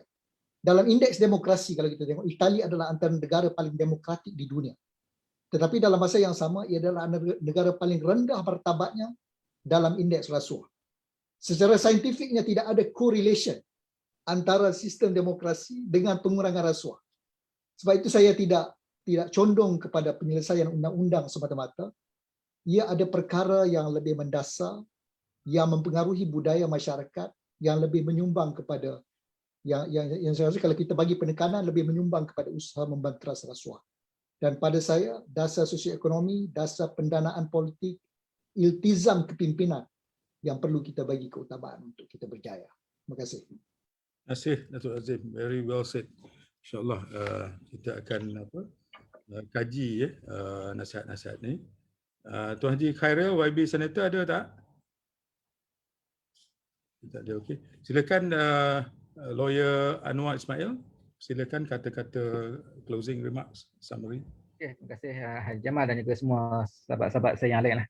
Sebagai kata-kata akhir, saya masih percaya bahawa kita masih lagi boleh menuju ke arah bangsa yang bebas daripada rasuah. Kan? Ini yang tadi cita-cita kita, iaitu towards a corrupt free nation. Kan? Cita-cita ni sangat besar dan benda ni hanya akan dapat direalisasikan kalau semua lapisan masyarakat kita berusaha ke arah itu. Baik daripada rakyat paling bawah sehinggalah kepada kuasa pemerintahan yang paling atas. Dan ini yang kita harap bahawa perubahan berlaku. Kan? Bukan hanya mengharapkan rakyat mengubah budaya itu, tetapi kita mesti mengubah budaya itu di peringkat paling tinggi. Sebab itu saya percaya bahawa kita nak kena improve. Selain daripada kita memberikan education, kita kena improve governance dan juga kena tingkatkan integrity dan juga accountability dan juga transparency di peringkat government supaya dia memberikan kesan yang menyeluruh lah. Akhirnya kita akan berjaya membentuk satu bangsa yang bebas rasuah. InsyaAllah. Sehingga itu je lah. Terima kasih banyak Lawyer Anwar. Bagus pembincangan pada hari ini. Saya rasa Tuan YB Khairil tak ada kot Dr. ni. Jadi kita conclude lah insyaAllah. Saya merasakan rakyat Malaysia dari pelbagai lapisan masyarakat tanpa mengira kaum dan agama perlu menyambut gesaan untuk memberantas rasuah. Kerana ini bukan lagi satu pilihan tapi satu kemestian untuk menyelamatkan negara daripada amalan rasuah yang kini telah menjadi endemik hingga boleh menjejaskan kestabilan dan kemakmuran negara. Kita mengucapkan terima kasih Daun Keladi, lain kali kita jumpa lagi, kepada panelis-panelis kita yang hebat-hebat. Alhamdulillah sangat jelas, tajuknya memang luas tapi kita telah dapat untuk cover sebanyak yang mungkin pada hari ini. InsyaAllah kita harapkan ianya dapat dimanfaatkan. Sesi pada hari ini direkod juga dan dia akan boleh dilihat bila-bila masa oleh orang-orang yang mungkin mereka-mereka yang tidak ada masa pagi ini. Jadi kita akan semoga kita semua berperanan menolak rasuah dan kita sokong juga rasuah busters. Saya bagi pihak penganjur mohon maaf jika ada salah kata yang menggodas hati sesiapa. Yang baik daripada Allah SWT dan kelemahan daripada diri saya sendiri. Sekali lagi terima kasih kepada Datuk Nazim Rahman, Senator Haji Khairil, Lawyer Anwar Ismail dan juga komentator-komentator lain yang telah meraihkan forum Aksin iaitu rasuah, peruntuh nilai dan moral bangsa dan kesejahteraan negara.